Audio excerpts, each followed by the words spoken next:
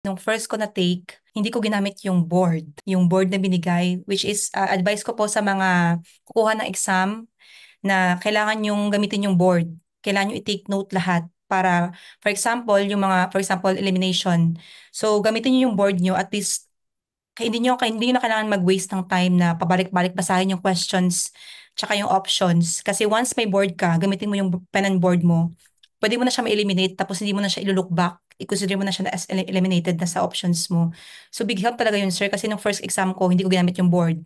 Nag-focus ako sa Mm. basa-basa. Every now and then, binabasa ko. So nag-take ako ng time. 140 items ako that time. Tinapos ko yung 140 nung first exam ko. Kaya sabi ko. Tapos yung anxiety ko tsaka yung question, sir, hindi siya masyadong mahirap compare nito sa pag-retake ko nitong April. So, yun, big help talaga yun, sir, na sabi ko kailangan ko talagang gamitin. By this time, kailangan kong gamitin yung board ko para meron akong guide kung saan na yung questions, kung saan, ano yung di ko ulitin, kung ano yung kailangan kong i-review.